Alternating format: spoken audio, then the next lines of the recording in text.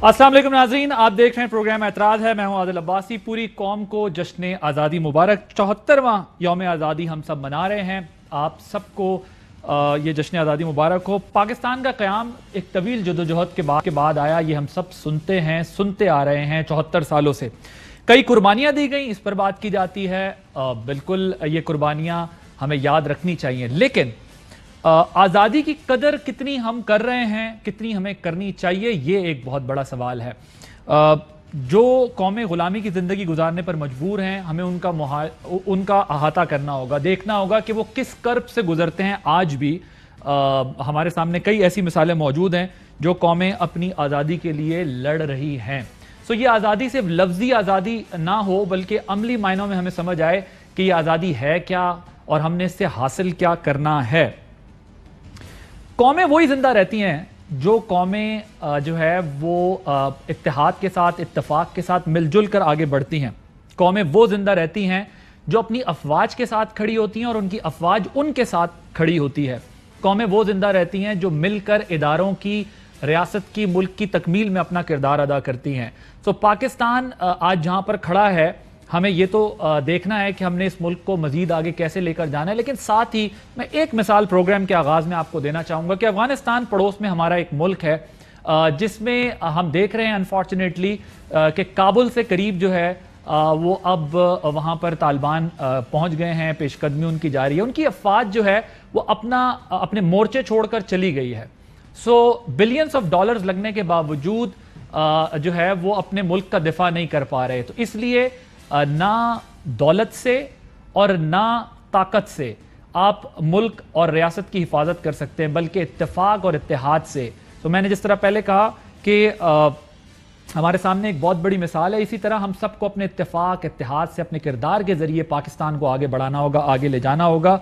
अल्लाह के फजल करम से आज हम ज़ाहिर है जो आज़ादी की सांसें ले रहे हैं, उसमें हम अपने शहीदों और गाजियों की कुर्बानियों को याद रखते हैं, अपने सियासी लीडर्स की कुर्बानियों को, जिस जद्दोजहद के ज़रिए पाकिस्तान को उन्होंने आज़ाद करवाया और आज इस मकाम तक पहुंचाया। अब हम पर क्या जिम्मेदारी है, हमने ये देखना है, हमने इसको बहुत आगे लेके जाना है। आज के प्रोग्राम में इसी पे बात करेंगे, ज़रा रूटीन से हटकर प्रोग्राम करेंगे, क्योंकि हमने बहुत हासिल किया, लेकिन इससे कई गुना ज़्यादा हमें हासिल करना है। प्रोग्राम के पहले हिस्से में हमारे साथ मौजूद होंगे अबरारुल हक साहब, चेयरमैन है हिलाल अहमर पाकिस्तान के, सियासतदान हैं, हर दिल अजीज़ गुलकार हैं, माहिर तालीम हैं, बहुत सारे इनके तारुफ हैं। अबरार साहब के साथ गुफ्तगू होगी। स्टूडियोज़ में हमारे साथ मौजूद हैं सरबाज खान, नौजवान हैं, नामवर कोहपहमा हैं। सरबाज खान जो हैं दुनिया की 14 बुलंद तरीन चोटियों में से 8 पर पाकिस्तानी परचम लहरा चुके हैं। इनसे ज़रा गुफ्तगू होगी कि आगे इनके क्या गोल्स हैं, किस तरह पाकिस्तान को आगे बढ़ाना चाहते हैं, ले जाना चाहते हैं। पलवशा बशीर साहिबा नेशनल बैडमिंटन चैंपियन है, हमारे साथ मौजूद हैं स्टूडियोज से। उनसे ज़रा बात करेंगे कि स्पोर्ट्स में जो है, ओलंपिक्स में जो है और दीगर खेलों में जो है हमारी ये बात की जाती है कि फोकस उस तरीके से नहीं है, तो कैसे फोकस बढ़ाया जाए, कैसे जो है वो इसको एक इवेंट के तौर पे ना लिया जाए, बात करेंगे। और प्रोग्राम के आखिरी हिस्से में हमारे साथ मौजूद होंगे फवाद चौधरी साहब, वफाकी वजीर इत्तलात व नशरियात, इनसे पॉलिटिक्स और कुछ और इशूज़ के ऊपर हम बात करेंगे। अबरार भाई, आपसे शुरू करूंगा मैं।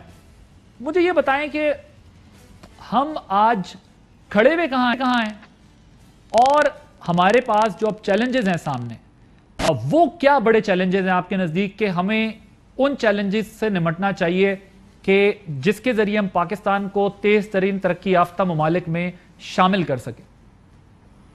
बिस्मिल्लाहिर्रहमानिर्रहीम। आदिल, बहुत शुक्रिया मुझे दावत देने का प्रोग्राम में, और बड़ा ही अच्छा आपने प्रीएम्बल दिया, ऑल इनकम्पसिंग था। और जहाँ तक ये बात है कि चैलेंजेस हमें कौन से दरपेश हैं, तो मैं समझता हूँ कि हमारा सबसे बड़ा चैलेंज जो है वो हमें साजिशों का मुकाबला करना है। देखिए, एक चैलेंज जो हमें करप्शन से और ऐसे लोगों से था जो हमारे अंदर ही काम कर रहे थे बड़े अरसे से, वो हमने पूरा किया अल्हम्दुलिल्लाह। एक ऐसी गवर्नमेंट इन प्लेस है जिनका विल टू परफॉर्म और इकोनॉमी को ठीक करना, मुल्क का इमेज दुनिया भर में ठीक करना, वो वहाँ तक तो हम पहुँच चुके हैं। अब आगे बहुत सारी दुनिया हमारे खिलाफ काम कर रही है, मसरूफ़ है کہ کسی طرح سے اس کا امیج خراب کرنا ہے دنیا میں، اور ہم نے اس کو کس طرح سے زائل کرنا ہے. ہماری نوجوان نسل کی بالخصوص اور میڈیا کی اور بالعموم پوری قوم کی توجہ اس طرف مبذول کرانا بہت ضروری ہے. دوسرا میں یہ کہوں گا کہ ہمارے ٹاپکس بدلنے چاہیے. ہمارے ٹاپکس وہ نہیں ہیں کہ ایلان مسک نے اگلے 10 سال یا 20 سال کے بعد کیا اعلان کیا ہے کہ ملک کی اکانومی کہاں کھڑی ہوگی اور کیسے وہ بزنس ٹرانزیشن کرے گا. ہمارا ٹاپک یہ نہیں ہے کہ بل گیٹس کی آگے وہ کیا کہہ رہا ہے کہ جس طرح سے ابھی ایک ٹرانزیشن آ رہی ہے، ایک انرجی میں ٹرانزیشن آ رہی ہے، آئی ٹی میں ٹرانزیشن آ رہی ہے، آپ کے جو آرٹیفیشل انٹیلیجنس ہے وہ کہاں پہنچے گی. ہمارا ٹاپک آج ہی اپوزیشن اور حکومت اور وہی آپس کا لڑائی جھگڑا. ہم اگر گلوبل ٹرینڈز کو فالو کرنا شروع کر دیں تو اپنے اہداف اس کے مطابق سیٹ کریں کہ ہم نے اب آگے کس طرح سے بڑھنا ہے. ہماری بدقسمتی سے اکانومی کی بنیاد جو تھی وہ نمک کے پتھر کے اوپر رکھی گئی تھی جو آہستہ آہستہ پھسل پھسل کر نکل رہا تھا. عمران خان اس پتھر کو ہٹا کے پراپر پتھر لگا رہے ہیں، اکانومی کی بنیادیں درست کر رہے ہیں. قوم کو ان کا ساتھ دینا پڑے گا اور اویئرنیس بالخصوص نوجوان نسل کی میں پھر کہوں گا، they are 67% of population, they are demographic dividend of this country. بڑا ضروری ہے کہ پورا دیکھیں کہ کیا ایک سازشی جال ہمارے ارد گرد بچھایا جا رہا ہے. میں نے ایک نظم لکھی تھی، اگر آپ مجھے اجازت دیں تو وہ بڑی ہی ریلیونٹ ہے آپ کے سوال سے. چھوٹی جی ضرور سنائیے. وہ یہ تھی کہ جو ہمارے خلاف لوگ کام کر رہے ہیں وہ سازش ہے کیا؟ آؤ مایوسی پھیلائیں، آؤ مایوسی پھیلائیں، آؤ کچھ اخبار اور چینل مل کر آگ لگائیں، آؤ مایوسی پھیلائیں. اچھی خبر کہاں بکتی ہے؟ بکتی ہے مایوسی یا پھر بکتی ہے جاسوسی. ملک کے دشمن بن کے خفیہ ہاتھ سے ہاتھ ملائیں، آؤ مایوسی پھیلائیں. سوکھ گئی ہے ڈالی ڈالی، ڈاکو اپنے باغ کے مالی، اپنے فوجی دیس کے دشمن اپنا ایٹم بم بھی جالی. ایسی جھوٹی باتیں کر کے آپس میں لڑوائیں، لمبے نوٹ کمائیں، آؤ مایوسی پھیلائیں. 20 لاکھ روپیہ دے کر فرقے کچھ بنوائیں، پھر 10 لاکھ روپیہ دے کے آپس میں لڑوائیں. ہسدی رہے بس اپنی پتنی، بھاڑ میں گئی محب وطنی. دیس نے سانو دتا کیے پاٹا چگا چھجا کالر، دوجے پاسے نالے ویزا نالے جیب چ ڈالر ہی ڈالر. یہ ہیں وہ باتیں جو ہماری بدقسمتی سے آج معاشرہ جس طرف جا رہا ہے اور جس طرف سے ہم کام کر رہے ہیں. یہ ہے کہ آپ کہتے ہیں کہ مایوسی سے قوم کو نکالنا ہے، ہوپ دینی ہے اور ہوپ پر کام کرنا ہے، ہوپ پر کام سے نکالنا ہے. ٹھیک ہے، یہ ول پیدا کرنی ہے کہ ہم ٹھیک کر سکتے ہیں، سب کچھ ہم کریں گے. بالکل ٹھیک ہے، بالکل ٹھیک ہے. سرباز، آپ زبردست میں آپ کا یہ سارا ریکارڈ دیکھ رہا تھا جس میں آپ نے 14 بلند ترین چوٹیوں میں سے 8 پر پاکستانی پرچم لہرایا ہے. نامور کوپہما محمد علی ستپارہ کے مشن کی تکمیل چاہتے ہیں آپ.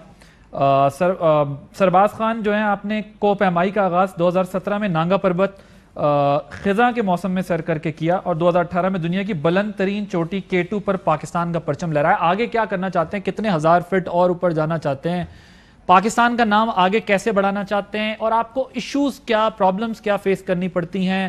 مایوسی سے تو ہم نے نکلنا ہے، امید کی طرف جانا ہے، لیکن ظاہر ہے اس کے لیے وسائل بھی مہیا کرنے ہیں اور ماحول بھی ایسا بنانا ہے. کیا آپ سمجھتے ہیں آپ کیا ہونا چاہیے؟ بسم اللہ الرحمن الرحیم. سب سے پہلے تو میری طرف سے پوری قوم کو جشن آزادی مبارک ہو. رہی بات میری مشن سمٹ 14 کی اور کلائمبنگ کی، جو مشکلات پاکستان میں ہے اسکول کے حوالے سے، ٹریننگ اسکولز کے حوالے سے، اور جو ویزا کے پرابلمز ہے، میں تو اپنا کلائمبنگ پہ بات کرنا چاہوں گا. میں نے سٹارٹ کی 2017 سے پراپر کلائمبنگ، اور ابھی تک 2021 تک میں نے تقریباً دنیا کے 8 پیکس ابو 8000 میٹر پہ میں نے پاکستان کا پرچم لہرایا. اور ابھی میرا 6 پیکس جو رہ گئے ہیں، جو نیپال میں، چائنا میں اور پاکستان میں بھی ایک ہے. تو میں انشاءاللہ اگلے 2-3 سال میں وہ ان کے اوپر پاکستان کا پرچم لہراؤں گا اور 14 پیکس سے کمپلیٹ کروں گا. پاکستان میں مسئلہ یہ ہے کہ الپائن کلب آف پاکستان، جو کہ کلائمبرز کو ٹریننگز اور وغیرہ دینے کے وہ ذمہ دار ہے، لیکن ان کو فنڈ جس طرح دوسرے فیڈریشن کو فنڈ مل رہے ہیں اس طرح ان کو نہیں مل رہا ہے.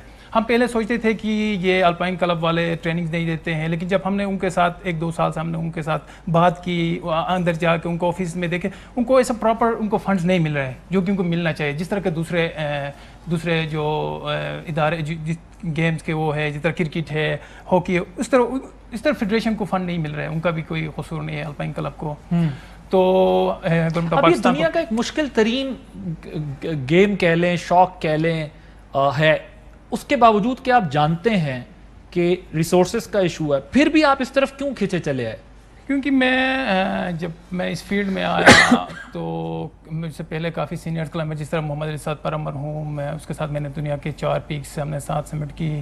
اور یہ ایک نشہ ہے جو ایڈونچر لائف ہے. جب بھی آپ کسی پہاڑ پہ جاتے ہیں تو آپ نیچر کے نزدیک ہوتے ہیں، قدرت کے نزدیک ہوتے ہیں، اور آپ کو اس کام کے علاوہ، خاص کر میں اپنا پرسنل ایشو کروں گا کہ مجھے اس کے علاوہ کوئی کام مجھے اچھا نہیں لگ رہا ہے. اور میرا مشن بھی یہی ہے کہ میں 14 پیکس پہ پاکستان کا پرچم لے رہا ہوں، اور جتنے بھی کلائمبنگ کمیونٹی ہے ان کو ایک پلیٹ فارم پہ لا کے ان کے جتنے بھی مشکلات ہیں وہ ان کے جو بھی ذمہ داران ہیں اس ٹوریزم میں، اور جا کے پھر گلگت بلتستان جیسا لینڈسکیپ اور اتنے ماؤنٹینس کہیں پہ بھی نہیں ہے. اور اس فیلڈ میں ادھر کام کرنے کی بہت ضرورت ہے، اس فیلڈ میں، ٹوریزم کی فیلڈ میں ٹورزم میں کام کرنے کی بہت ضرورت ہے، اور ریسورسز آپ جو ہیں وہ کہتے ہیں کہ دیے جائیں. پلوشہ بشیر جو ہیں وہ 2 مرتبہ کامن ویلتھ گیمز میں پاکستان کی نمائندگی، ایشین گیمز میں پاکستانی پرچم اٹھائے کر چکی ہیں. اس وقت وومن ڈبلز میں پہلے نمبر پر ہیں.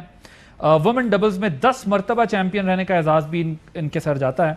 پلوشہ 7 سنگلز نیشنل چیمپئن رہ چکی ہیں. Pakistan international series 2019 women singles میں کانسی کا تمغہ حاصل کیا. Pakistan international series 2017 women doubles میں سونے کا تمغہ حاصل کیا. اور ان کے پاس بہت سارے اور بھی جو ہے وہ ایوارڈز ہیں جس کی ایک بڑی طویل فہرست ہے، لیکن میں مختصراً چاہوں گا کہ خود ان سے بات کریں. پلوشہ بیڈمنٹن سٹار ہیں آپ، کیا فیوچر ہے، کیا ایشوز ہیں، کیا ملک نے آپ کو دیا ہے، کیا آپ ملک سے چاہتی ہیں؟ بسم اللہ الرحمن الرحیم. السلام علیکم آپ سب کو. وعلیکم السلام. میری طرف سے پوری قوم کو اس وقت جشن آزادی مبارک میں وش کرنا چاہتی ہوں. And I wish very happy independence day to all of you. جہاں تک یہ ہے کہ ملک نے مجھے کیا دیا، تو ملک نے مجھے وہ عزت دی، وہ مقام دیا جس کے لیے میں نے ہر پل جو ہے وہ اسٹرائیو کیا. جب ایتھلیٹ جو ہے جب ایک میدان میں گھستا ہے، جب ایک بیڈمنٹن کورٹ میں ہم لوگ گھستے ہیں تو ہمارے نام کے نیچے پاکستان کا نام آتا ہے. اینڈ دیٹ از بیسکلی جو ہمارے اوپر ایک بہت بڑی رسپانسبلٹی ہوتی ہے کہ آپ اپنے شولڈرز پہ اپنے ملک کا نام لے کے جا رہے ہو، اینڈ دا ہول کنٹری وہ آپ سے امید رکھتے ہیں. سو میری بھی کچھ ایسے بیسٹ مومنٹس تھے، جیسے ساؤتھ ایشین گیمز میں میں واحد کھلاڑی ہوں جس نے ویمن سنگلز میں برونز میڈل حاصل کیا، اور میری وجہ سے جو ہے وہ جھنڈا اوپر جا رہا تھا پاکستان کا. So these are some moments that one never forgets and one wants to go through time and again and achieve more and more. تو میری بھی کچھ ایسے ڈریمز ہیں، اور الحمدللہ ملک نے بہت زیادہ عزت دی. کافی میرے کوچز میرے سائٹ پہ اس دفعہ ہیں جو انہوں نے دے وانٹ کہ میں ورلڈ لیول پہ اور اچھی طرح پرفارم کروں اور ٹاپ 100s میں آؤں. اور میرا یہی ڈریم ہے کہ میں اولمپکس میں کوالیفائی کر سکوں نیکسٹ، اور اپنے ملک کا نام روشن کر سکوں. ٹریننگز کتنی ٹف ہوتی ہیں، ریسورسز کتنے ریکوائرڈ ہیں اور کتنے موجود ہیں آپ کے پاس، کتنے ریکوائرڈ ہیں اور کتنے اویلیبل ہیں دونوں؟ ٹریننگ تو دیکھیں جی بہت زیادہ ٹف ہوتی ہے. انفیکٹ کسی بھی اسپورٹ کو اگر ہم لیتے ہیں، اگر میں اپنی ٹریننگ ٹائمز کی بات کروں تو مجھے میرے جو ورکنگ آؤٹ آورز ہیں وہ 6 سے 7 گھنٹے ہوتے ہیں، اور جس میں بیڈمنٹن کورٹ کی ٹریننگ ہوتی ہے، جم ٹریننگ ہوتی ہے، and track and field training ہوتی ہے. یہ ساری چیزیں ملا کے جو ہے میرا پورا دن کور ہوتا ہے. And of course nutrition matters a lot as well. تو اس میں کافی زیادہ، ایک تو بیڈمنٹن بہت زیادہ مہنگی گیم بھی ہے. اب یہی میرا سوال تھا کہ اگر ایک عام گھرانے کا بچہ جو اس کے پاس زیادہ وسائل نہ ہو اور اس کا انٹرسٹ اور ٹیلنٹ بھی ہو، مجھے آنیسٹلی بتائیے گا کیا وہ اس وقت ایڈجسٹ ہو سکتا ہے؟ کوئی لڑکی یا لڑکا اس گیم میں بیڈمنٹن میں خود کو ایڈجسٹ کر سکتا ہے؟ وہ اپنے انٹرسٹ یا اپنا شوق جو اس کا جو پیشن ہے وہ اس کو پورا کر سکتا ہے؟ میں یہ سمجھتی ہوں کہ وہ پورا تبھی کر سکتا ہے جب وہ ایک مقام پر پہنچ سکے, جب اس کو کوئی ڈپارٹمنٹ ہائر کر سکے. انفارچونیٹلی پاکستان میں اس وقت بہت کم ڈپارٹمنٹس ہیں جو کہ پلیئرس کو جاب پہ رکھتے ہیں. جیسے کہ میں نیشنل بینک سے ہوں, بہت سارے پلیئرس وابڈا سے ہوتے ہیں.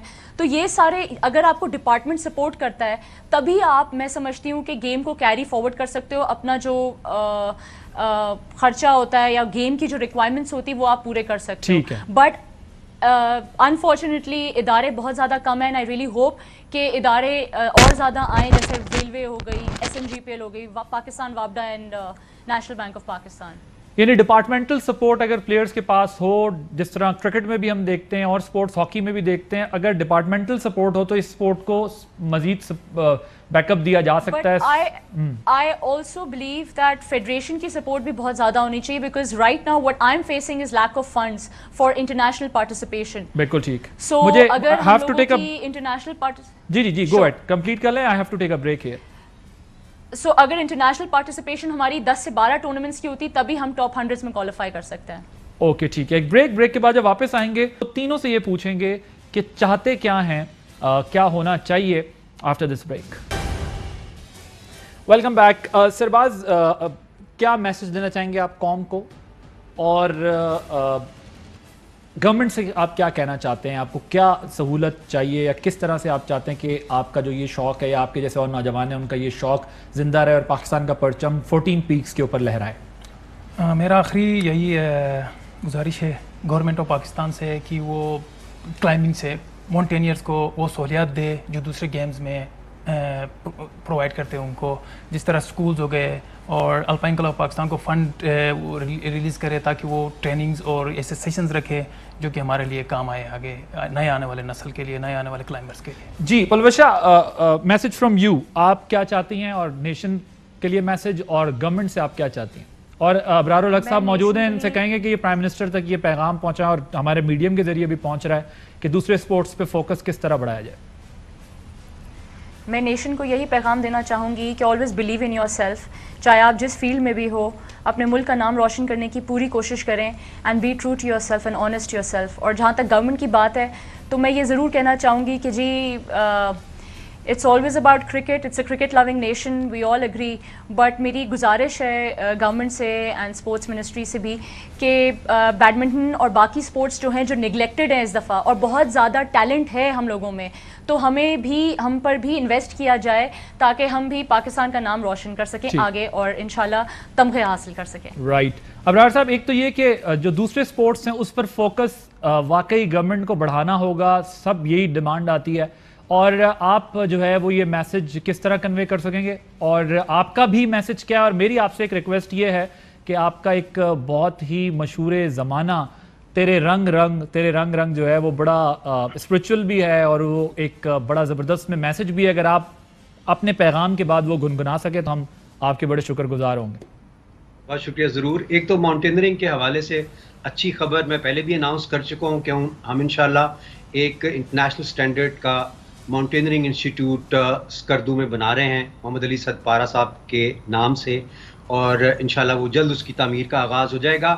اور اس میں ہائی الٹیٹیوڈ پورٹرز جو ہیں وہ بھی ٹرین کریں گے, جو باہر سے لوگ آئیں گے ان کے لیے بھی آسانیاں ہوں گی, اور ہائی الٹیٹیوڈ جو جائیں گے وہاں پہ سر کرنے کے لیے ان کے لیے بھی ٹریننگ کا انسٹیٹیوشن ہوگا. دوسرا جو سپورٹس کے حوالے سے انہوں نے بات کی, دونوں بڑے ٹیلنٹڈ لوگ ہیں, اور یہی میں کہتا ہوں بے شمار ٹیلنٹ ہے ہمارے پاس, صرف انسٹیٹیوشنلائز کرنے کی ضرورت ہے. اس میں کارپوریٹ سیکٹر بھی اگر سامنے آئے تو یہ بہت بڑا رول پلے ہو جائے گا, ورنہ گورنمنٹ کے پاس جس طرح کے فنڈس ہے ظاہری بات ہے کہ وہ بنیادی نوعیت کے مسائل جو ہیں وہ حل کر رہے ہوتے ہیں, لیکن ڈیفینیٹلی چونکہ ہمارے وزیر اعظم خود بھی ایک سپورٹس مین ہے تو اس سے غافل نہیں ہے وہ.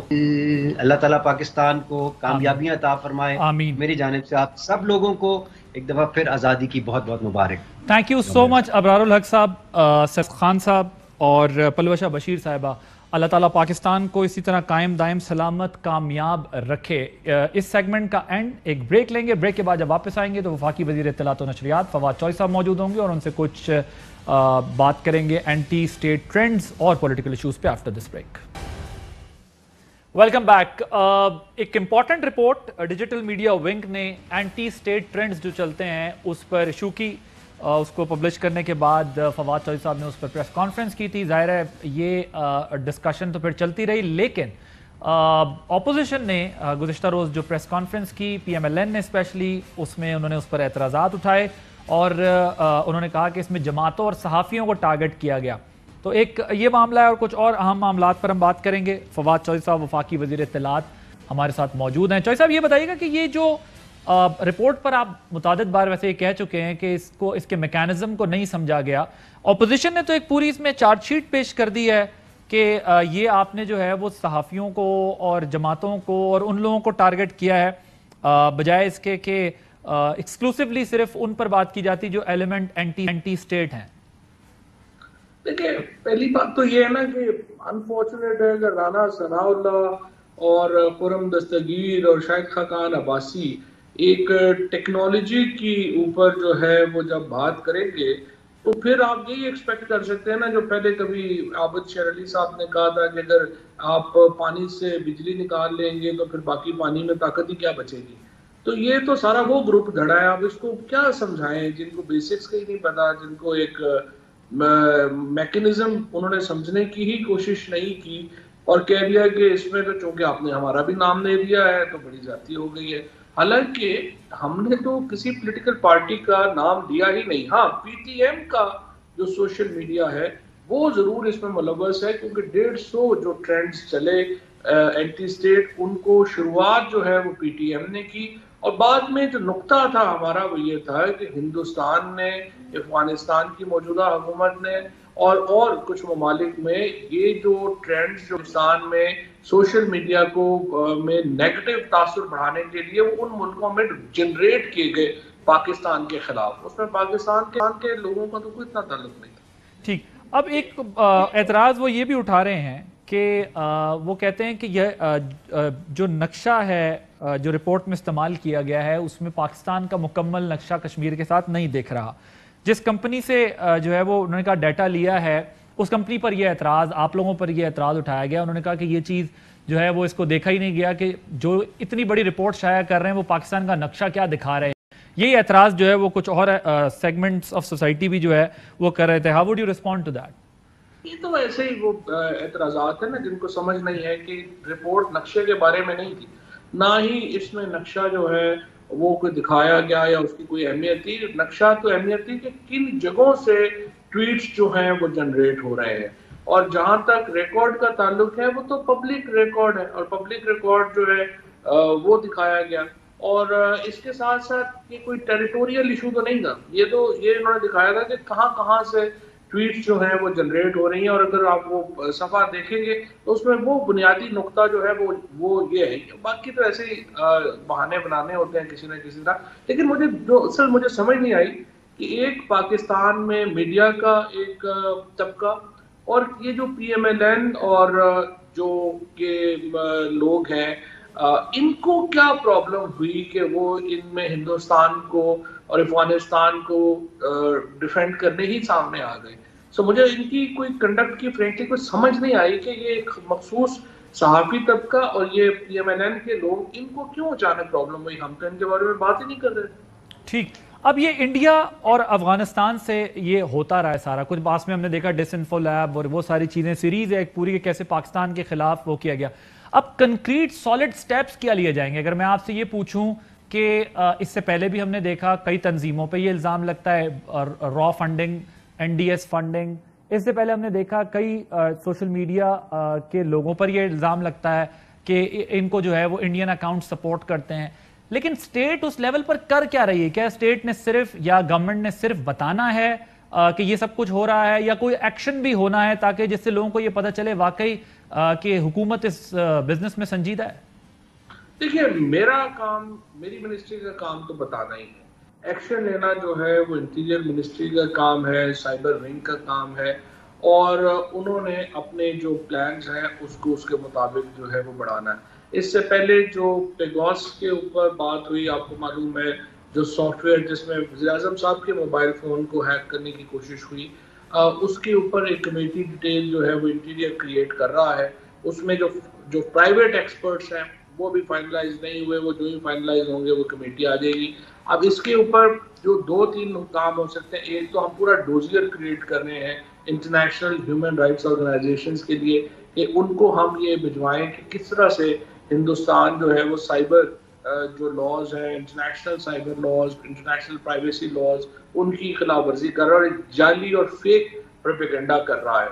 دوسرا دیکھیے اصل جو مقصد ہے عادل اس کو رپورٹ کو لانے کا وہ یہ ہے کہ جو اینکرز ہیں پاکستان کے میڈیا کے, جو پاکستان کے میڈیا کے تجزیہ نگار ہیں, جو لوگ پاکستان کے میڈیا پہ ہیں, ان کو یہ بتانا مقصود ہے کہ دیکھیے آج کل کی دنیا میں فیک نیوز اور ریئل نیوز اور فیک نیریٹو اور ریئل نیریٹو میں فرق کر کے جو ہے وہ آپ کو اس کا فرق کرنا پتہ ہونا چاہیے. اتنی باریک طریقے سے پروپیگنڈا وار اور فیک نیوز آگے بڑھائی جاتی ہیں کہ ان میں سچ اور جھوٹ کا گمان ہی ختم ہو گیا ہے, ان کا فرق ہی ختم ہو گیا. تو امپورٹنٹ ہے کہ ہمارے میڈیا کے لوگ جو ہیں اس صلاحیت رکھتے ہوں کہ وہ اس میں اینالائز کر سکیں اور جھوٹ اور سچ کو جان کر اپنا تجزیہ کر سکیں. ٹھیک, ایک اور اعتراض یہ کیا گیا ہے کہ یہ اسٹیٹ پہ تنقید کو اور گورنمنٹ پہ تنقید کو دونوں کو علیحدہ تصور کیا جانا چاہیے. آپ لوگ یہ رپورٹ یا اس قسم کے انیشیٹو سے اسٹیٹ اور گورنمنٹ کا فرق جو ہے وہ ختم کرتے ہیں؟ یعنی اپوزیشن کو یہ اعتراض ہے کہ گورنمنٹ پہ تنقید کو ریاست پہ تنقید نہ سمجھا جائے بلکہ ان دونوں کو علیحدہ طریقے سے دیکھا جائے. اگر وہ ریاست کے اوپر تنقید ہو رہی ہے تو اس کے لیے جو قوانین ہیں وہ اور ہیں, اور اگر حکومت پر ہو رہی ہے تو حکومت کو اس کا سیاسی جواب دینا چاہیے. یہ آپ کے اوپوننٹس کا اعتراض ہے آپ پر. دیکھیے یہ تنقید تو خیر کسی پہ بھی ہو سکتی ہے, لیکن دوبارہ میں آپ سے کہوں گا کہ یہ جو اعتراض ہے نا, یہ دوبارہ اس کی وجہ یہ ہے کہ جو رپورٹ کے میکانزم کو نہ سمجھنے کے نتیجے میں یہ اعتراض کیا جا رہا ہے. کیونکہ جو تنقید یا کرٹیسزم یا تعریف کی تو بات ہی نہیں ہو رہی اس رپورٹ میں.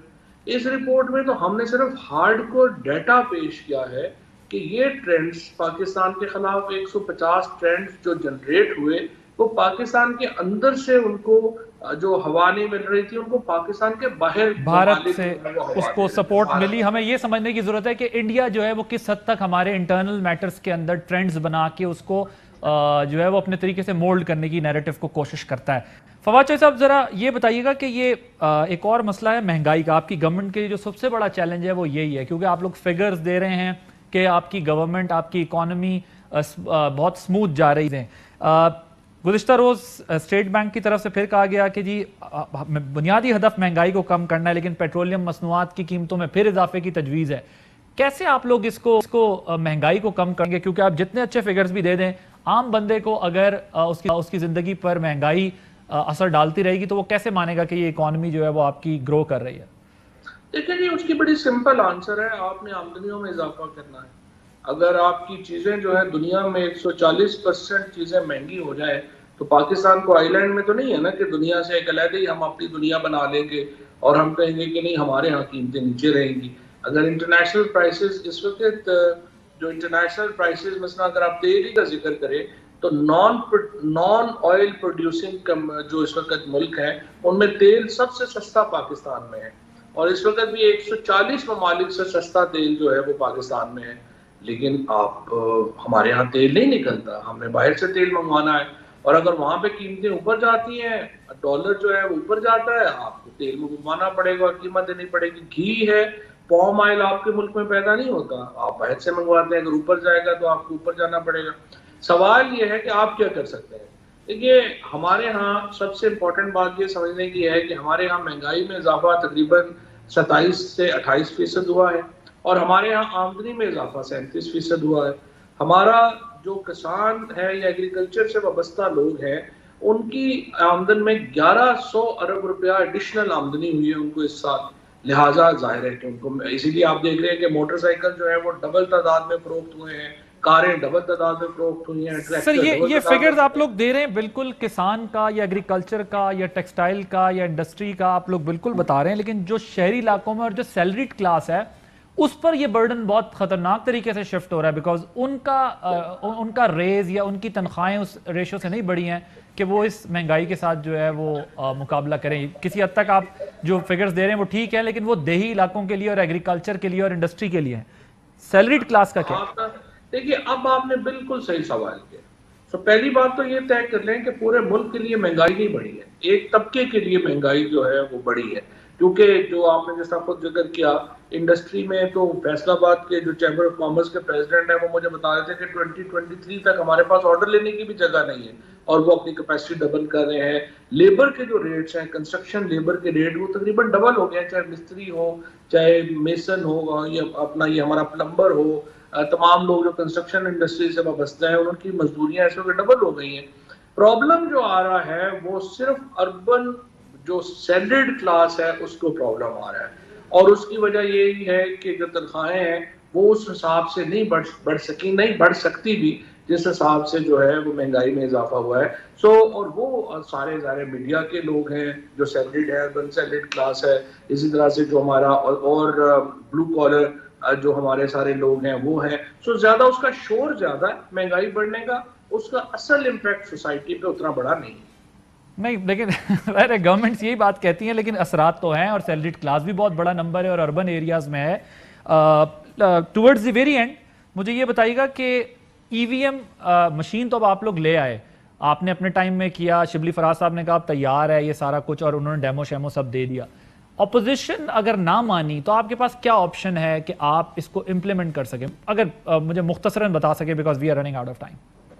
देखिए मेरे ख्याल में तो पोजीशन को इस पे मानना चाहिए, और अब आपको हमें थोड़ा सा अपने पाँव से आगे बढ़ के भी सोचने की जरूरत है कि अगर हम इलेक्शंस को ट्रांसपेरेंट नहीं कर सकते तो फिर मुझे बताइए डेमोक्रेसी जो है वो आगे कैसे चलेगी? अपोजिशन हमें अपनी तजवीज़ दे दे, बता दे कि वो हमने तो अपने 49 पॉइंट्स के ऊपर हमने तो दे दिए तजवीज़, आप समझते हैं कि नहीं ये सही नहीं है तरीका, आप और लाना चाहते हैं आप और ले आए, हमें बता दें कि ये इससे बेहतरी आ जाएगी, उस पर बात कर लेंगे। बट इलेक्ट्रॉनिक वोटिंग मशीन जो कि अब टेक्नोलॉजी बिल्कुल 100% मौजूद है, उससे इस्तेफादा हमें हासिल करना चाहिए। उसका सबसे बड़ा फायदा तो ये है कि आपको रिजल्ट्स जो हैं वो फौरन निकल आएंगे, यानी 5 बजे का पोलिंग खत्म होती है, आपके पास 6 बजे तक सबका रिजल्ट होगा। सर अगर लेजिस्लेशन ना हुई तो आपके पास क्या ऑप्शन है? फिर तो ये ख्वाब ही रह जाएगा। नहीं, अभी तक तो पॉजिटिव चल रही है बातचीत अपोजिशन से, मुझे उम्मीद है कि अपोजिशन से और हुकूमत का इन मामलात के ऊपर आगे हम बढ़ जाएंगे। ठीक सर, वन लाइनर, पीडीएम कोई किसी किस्म का भी खतरा है कि नहीं? पीडीएम तो बेचारा जो है अब तकरीबन आप समझे कि मरहूम ही हो चुका है। अब कोई नया अलायंस वगैरह पीपल्स पार्टी वाले और ये लोग आपस में कोई बात करेंगे। पीडीएम तो मेरा ख्याल है उसका तो अब जो है वो कुल भी हो चुके हैं, 40वें का time. Thank you Fawad Chaudhary साहब, वफाकी इत्तलात और नशरियात हमारे साथ मौजूद थे। आपने प्रोग्राम का अहम तरीन खबरें अब एक क्लिक की दूरी पर, आपके पसंदीदा टॉक शोज हों या अहम मुल्की या गैर मुल्की शख्सियात की न्यूज कॉन्फ्रेंसेस, हर लम्हा बाखबर रहने के लिए सब्सक्राइब करें हमारा YouTube चैनल। मौसम की सूरत हाल हो या खेल के मैदान से खबरें, अपने मोबाइल फोन से मुल्की और बैनुल अक़वामी अहम खबरों तक रसाई के लिए डाउनलोड कीजिए मोबाइल ऐप। बावसूख ज़राए से मुसद्दिका खबरों, तज्ज़ियों और तबसरों से मुस्तफीद होने के लिए विजिट कीजिए पाकिस्तान की सबसे बड़ी न्यूज वेबसाइट www.arYnews.tv। इन सब के अलावा पाकिस्तान का सबसे बड़ा फेसबुक पेज हो, सबसे बड़ा न्यूज इंस्टाग्राम अकाउंट या फिर ट्विटर, ARY न्यूज पहुंचा रहा है खबरें सबसे पहले आप तक, ताकि आप रहें हर लम्हा बाखबर।